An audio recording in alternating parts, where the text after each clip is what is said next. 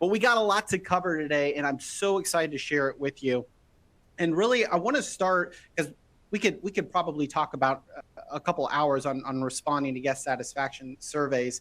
But I want to start on, why conduct a guest satisfaction survey virtual event. If this is your first time, welcome. But if you haven't been here before, Travel Media Group, we've done tons of virtual events, master classes, boot camps, all about responding to reviews.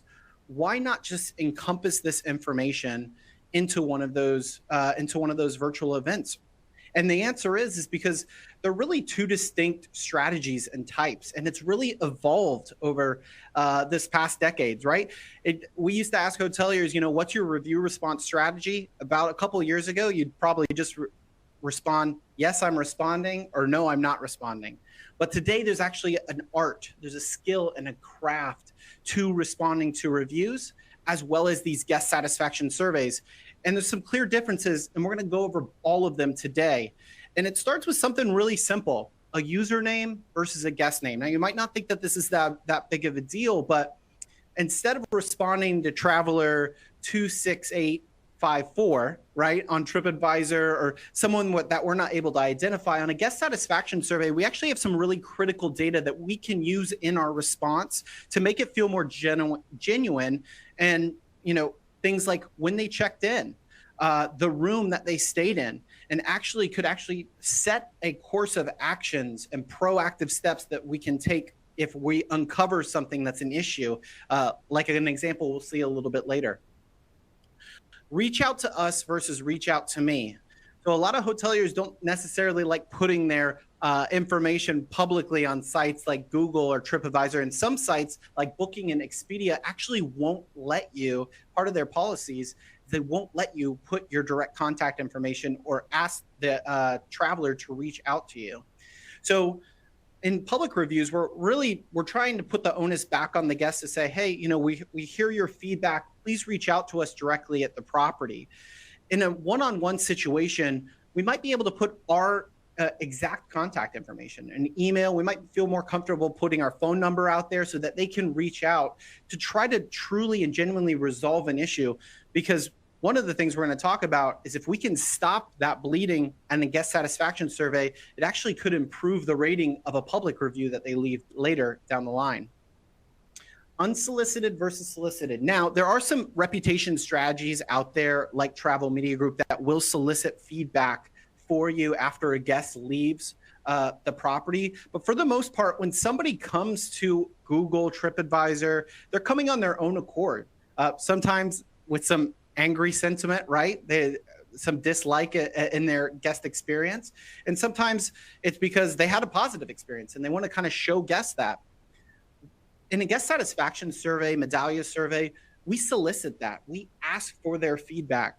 So these are for those hoteliers out there that maybe that aren't responding or aren't taking the time to respond to these guest satisfaction surveys as seriously as the online public reviews. That hits different when we ask for that feedback and we're not responding. So there's a major difference there. And finally, who's reading the responses? And this one's absolutely key. So online public reviews, you've got a lot of eyes on who's reading that. We've talked about that on those virtual events like I spoke about earlier. We've got the guests who wrote the review.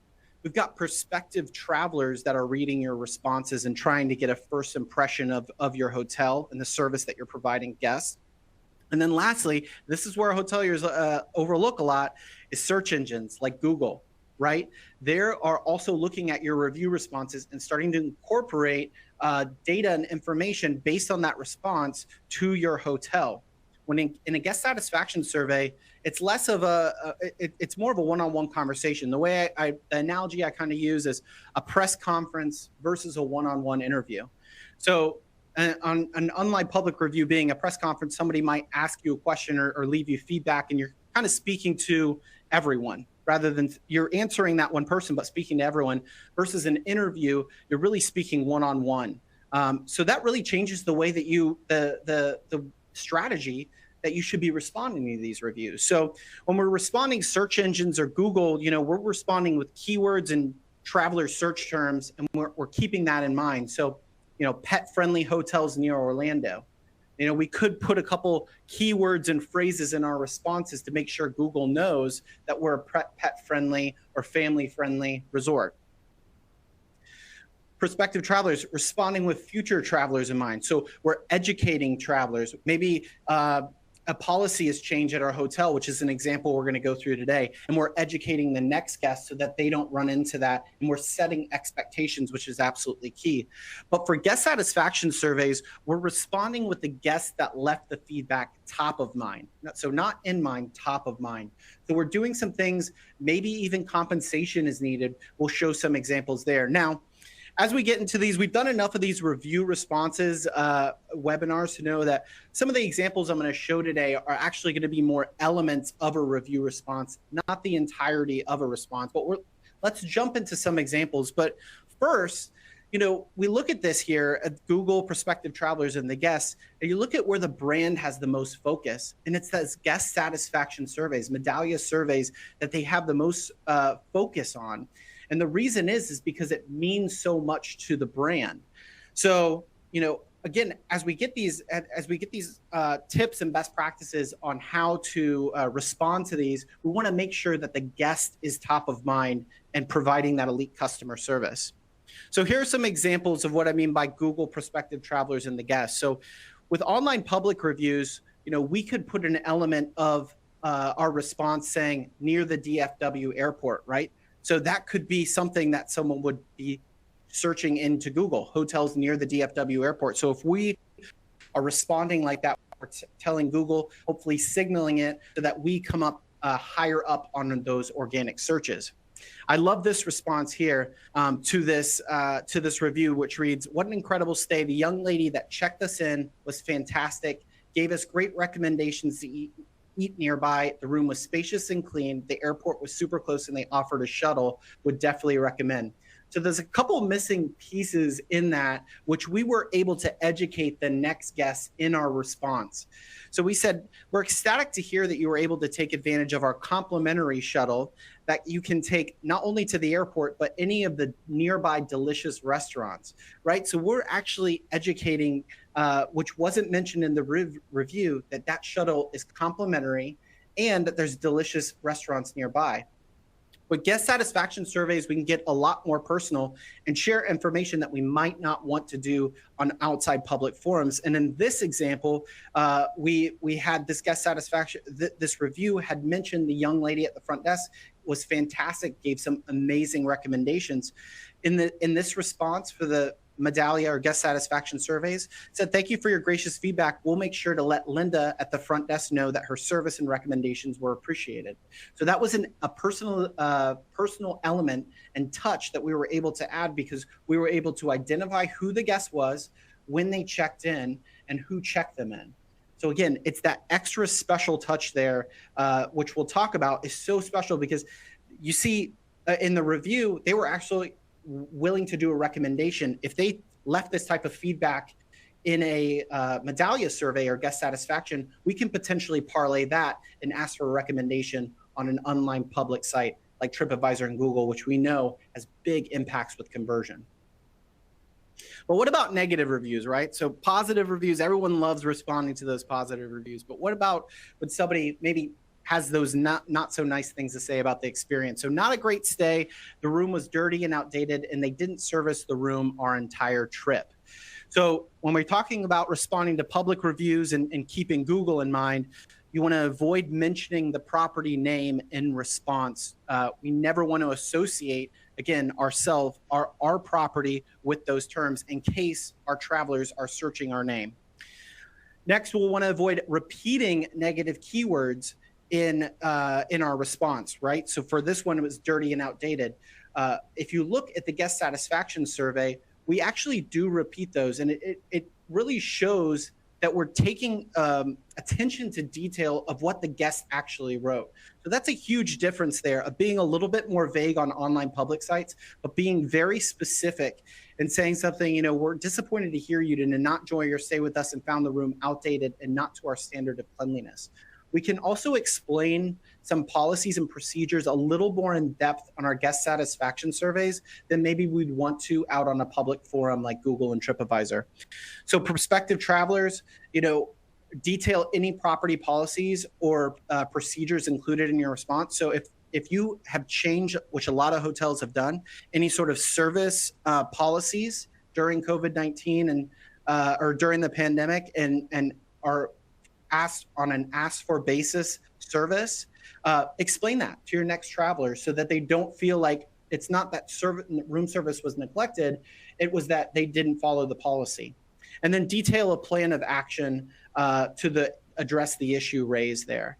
So again, and we were in the guest satisfaction survey, we were actually able to put a little bit more details about a do not disturb sign on the door while that guest was there. More of a one-on-one and less on the public side. So one thing I wanted to mention in here and give another example is especially with the hot trend and topic of inflation, some hotels right now are enjoying some really, really nice ADRs, but our guests might be seeing some of these fees and rates, and the margin for error is just becoming so slim. So this is a great example. The parking is so expensive, right? When someone mentions that, here are two different approaches here on a online public site versus a guest satisfaction survey, and shows you the main difference in how detailed you can get in a guest satisfaction versus a public review. So unfortunately, we have limited parking options in the downtown area and want to ensure that every hotel guest has a spot to leave their vehicle overnight. We hope that you consider us next time in the area, all the amazing restaurants, nightlife, and events our location has to offer. So obviously sharing with the next guest that, hey, listen, we're in a downtown urban setting. There's limited parking. So there are going to be charges here. In the guest satisfaction survey, we're able to provide a little bit more details and also show where they might have encountered that these parking fees were placed. So again, just wanted to give a quick difference between what those two responses might look like and the attention to detail in both. So this was what I mentioned at the beginning, the reach out to us versus reach out to me. Thank you for taking the all right, so the review reads, we had a major issue at this hotel at check-in. Do not stay here, right? And this is so important because you come across a review like this, there's a lot of vagueness to this review, right? And travelers or prospective guests on the online review side could interpret this in a very different way. So it's up to us in our response to kind of close the gap there and try to find a road to resolution, even if we don't have the details. This is a great example of putting the onus back on the guests and saying, please reach out directly to the property so that we can learn more about your experience. Meanwhile, in the guest satisfaction survey, we use the guest's name, we call them by name, and we give them a direct line and email so that they can resolve whatever issue that they might have encountered at the property. So again, big difference here, but something that we definitely want to keep in mind when we're doing guest satisfaction surveys. So, and the reason that we do this is because guest satisfaction surveys has become incorporated into the guest experience. So it's very easy to kind of see this and talk about different guest touch points in the hotel guest or the hotel guest experience, right? People could talk to the valet staff. They encounter your hotel staff even in the room. So when we see one aspect of the guest experience not matching up and it being negative, you can understand how that would have an impact on the entirety of the guest experience here. Guest satisfaction surveys today are just another piece of this. So if the guest goes through the entirety of their stay and all of a sudden doesn't get a response or not the response that they were looking for, this could snowball into not only a negative medallia or guest satisfaction score, but then they could even go a step further and impact those prospective travelers and really hurt your hotel's online reputation. But if you do a good enough job on a guest satisfaction survey to resolve an issue or even explain maybe a policy that wasn't there, you can actually have, we've even seen impacts where you can actually positively impact that feedback on an online public site. And at Travel Media Group, we actually have a reputation survey that gets to the guest before your GSS or brand survey, just putting another touch point in the guest experience so that you have more opportunity to catch those issues prior to the guest satisfaction survey and creating that positive reputation ripple effect there. Now, another key difference we talked about was that username versus a guest name. And I'm going to give you a couple examples here of how we can use that to our benefit. This review reads, our room had a leaky faucet and kept us up all night. The person who checked us out was rude, right? So we've got a couple issues here. On online public reviews, we want to write that empathetic response, share an action plan for resolving the leak. And we want to educate the next traveler the best way to get an issue like this resolved if they encounter it during their stay. Also, when we're talking about rude employees or customer service not being up to par, we want to highlight in our response a commitment to excellent customer service for the next guest. We want to, switching over the guest satisfaction survey, we want to keep that same empathetic response, but now all of a sudden we have some extra information. So this really should trigger a set of events to identify the room that the guest stayed in so we can alert engineering, the engineering team, and get that issue fixed right away so the next guest isn't giving us the same feedback. And we want to go ahead and keep a close eye on sentiment and feedback trends to see if employee training is needing. So if we're seeing maybe that one employee in that checkout, that checkout shift, and we're seeing negative reviews all revolving around that one guest interaction and the guest experience like we saw in the last slide, this is a huge opportunity for guests to make sure that this doesn't turn from a small issue to a bigger problem and have a real negative impact on your hotel's reputation.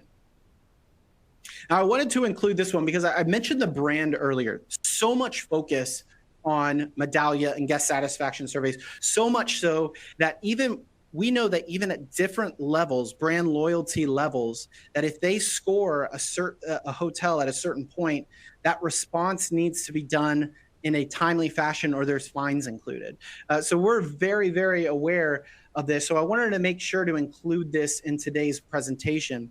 The review reads, not up to par, loyal brand member for almost a decade, and I expected more. So an online review without a guest name, without knowing, who they are, where they stayed, we certainly want to thank their guests for their feedback, always want to do that, apologize and highlight the commitment to upholding brand standards, but always invite the guest back to demonstrate that their experience was the exception and not the standard. So no matter if it's positive or negative, especially on online public sites, we definitely want to invite that guest back. With guest satisfaction surveys, we can go a step further, especially with these loyalty members, right? Thank the guests for their feedback and their loyalty, apologize and encourage the guests to reach out via direct contact.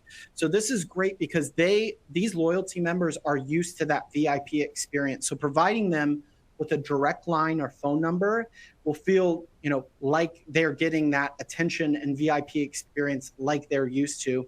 And if necessary, and if you're able to, potentially offering brand loyalty points as compensation. This is currency to those brand members. Obviously there's points, there's other compensation, including discount on rooms. But especially with these loyalty members, points are their currency. And that's what leads me into the next part of this presentation, is creating a strategy for responder empowerment. Because in guest satisfaction, there might be those times you might not want to say out publicly that you're providing points to make up for a stay or even a discount to make up for a stay, whereas you have that forum and that channel to do so inside of a Medallia survey or guest satisfaction survey.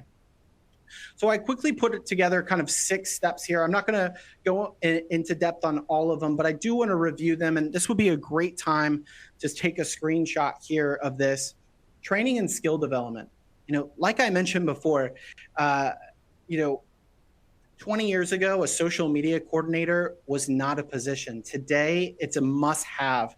The same is evolving and transitioning for review response. There are so many additional educational resources out there, because responding to these reviews, like we've learned today, it's a skill, it's an art, it's a craft. And we actually have a section there of additional resources that I would encourage you to go check out for you or your team or whoever is responding to these guest satisfaction surveys. Resource allocation, right? Whether that is finding a feed that keeps all of your review data in one place, organized, all of your notes that you need for your property, you need to make sure that you are prepared, that you are preparing the review response writers at your hotel with this information. And it's not just, it's also time allocation, right? Taking the time out of the day to make sure that these revenue impacting reviews are responded and handed professionally handled. Communication and collaboration, right? So this is something that at Travel Media Group we go above and beyond for with our response partners. Your communication at the property should feel very, very similar to how a guest approaches you at the front desk and how you respond to an issue or a piece of positive feedback. It should feel very similar as you're responding. That collaboration between your team, we have an entire professional team here at our headquarters responding to reviews on a daily basis. They are constantly collaborating with one another, figuring out forums like that LinkedIn group that I talked about to get best practices and tips. Decision-making authority. This is so critical with guest satisfaction surveys, empowering your employees to say, okay, this is a situation that will require some sort of compensation, giving them the authority to make those calls and what that process looks like. Recognition and support.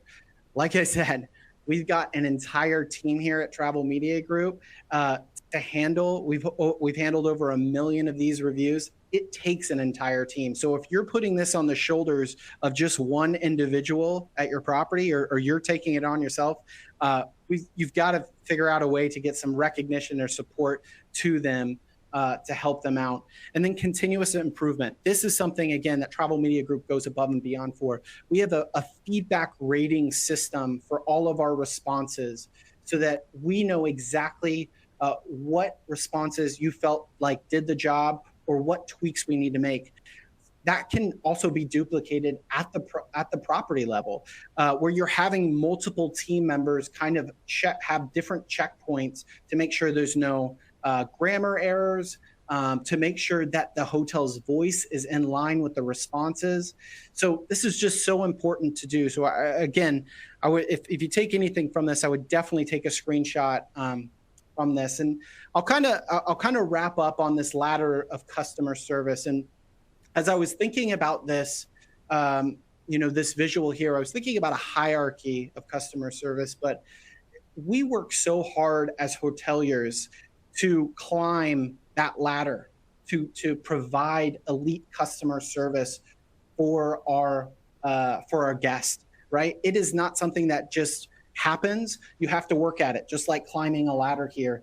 And so many hotels that we talk to are here at a customer service point, but as soon as that guest leaves, that same level of service isn't met.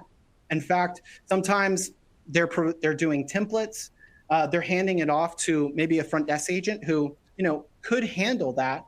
But if someone was at the property and had an issue at the property, you're not grabbing a note card and saying something that's pre-written on a note card like a template would, and you're not grabbing your front desk agent and say, well, just talk to them, they'll be able to respond to your feedback. But yet this is sometimes where we're seeing that discrepancy with hotels. And this is where we live. We live with those hotels that are looking to give elite digital customer service. We work with the hotel partners that do a fantastic job on their end of climbing that ladder to give great service to their guests. And as soon as they leave, they're still getting that elite customer service on the digital side, whether it be through a guest satisfaction medallia survey or an online public review.